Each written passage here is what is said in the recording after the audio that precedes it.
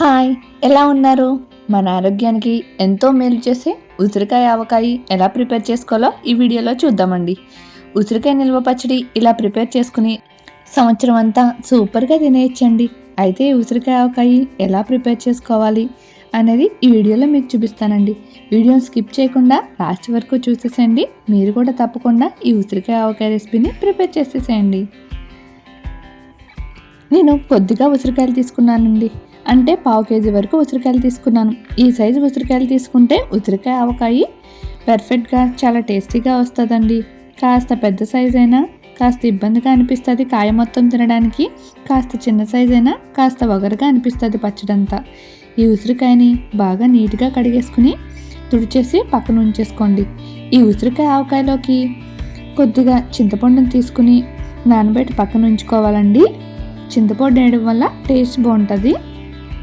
అలాగే దీనిలోకి పిండిని రెడీ చేద్దాము. 1 టేబుల్ స్పూన్ మెంతులు, 2 టేబుల్ స్పూన్ ఆవాలు వేసుకుని వీటిని మంటని మీడియం ఫ్లేమ్లో పెట్టుకుని దోరగా వేగనివ్వాలండి.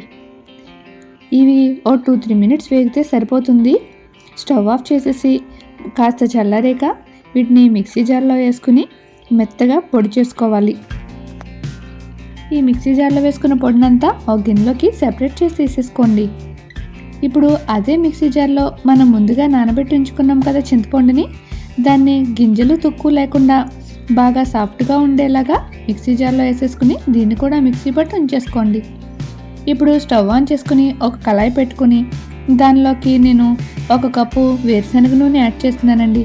ఏ పచ్చడిలోకైనా వేరుశనగ నూనె కానీ నువ్వుల నూనె కానీ యాడ్ చేసుకుంటేనే టేస్ట్ చాలా బాగుంటుంది. మనం ముందుగా కడిగి తుడిచేసుకుని పక్కన ఉంచుకున్నాం కదా ఆ ఉసిరికాయల్ని ఈ ఆయిల్లో వేసుకుని వేపుకోవాలండి. మంటని మీడియం ఫ్లేమ్లో పెట్టుకుని ఉసిరికాయ ఆ పచ్చదనం నుంచి ఇలా లైట్గా ఎల్లో రంగు వచ్చే వరకు వేపండి. ఇలా వేపిన తర్వాత చాకుతో గుచ్చి చూడండి. కాస్త సాఫ్ట్గా చాకు దిగుతుంది అంటే మనకి ఉసిరికాయ వేగిపోయినట్టే. వీటిని ఆయిల్ నుంచి సెపరేట్ చేసేసుకోండి. ఇలా మెత్తగా అయిపోతే మనకి ఉసిరికాయ పచ్చడికి ఉసిరికాయలు రెడీ అయినట్టే. ఇప్పుడు మనం అదే ఆయిల్ని ఉపయోగించి పచ్చడి కూడా ప్రిపేర్ చేసేస్తాము. అదే ఆయిల్లో కొద్దిగా కరివేపాకును యాడ్ చేసుకోండి. అలాగే దీనిలోకి కొద్దిగా పోపును కూడా యాడ్ చేసుకుందాము. ఒక 8 వెల్లుల్లి రెమ్మల్ని కాస్త చితగొట్టుకుని వేసుకోండి.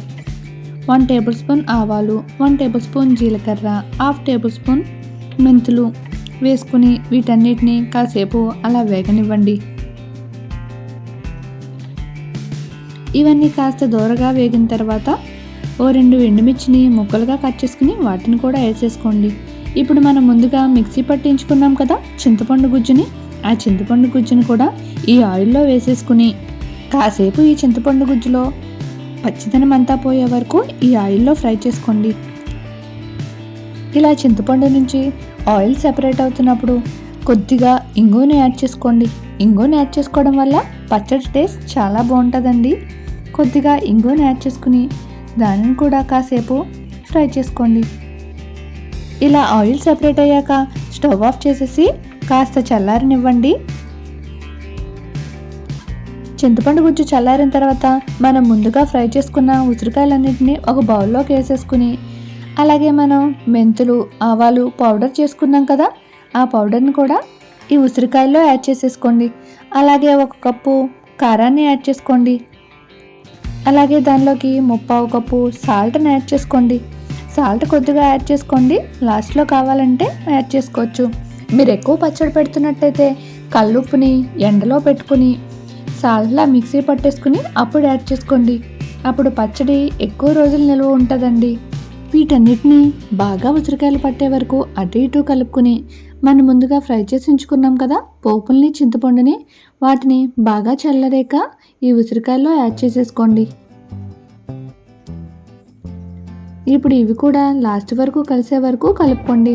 కాస్త కలిపినప్పుడు ఆయిల్ తక్కువగా అనిపిస్తుంది కానీ నెక్స్ట్ డేకి ఆయిల్ సెపరేట్ అవుతుంది కాబట్టి ఆయిల్ వేయకుండానే మొత్తం అంతా కలిసే వరకు కలిపేసుకుని దీన్ని మూత పెట్టేసుకుని 2-3 డేస్ వరకు అలా పక్కన ఉంచేసుకోండి.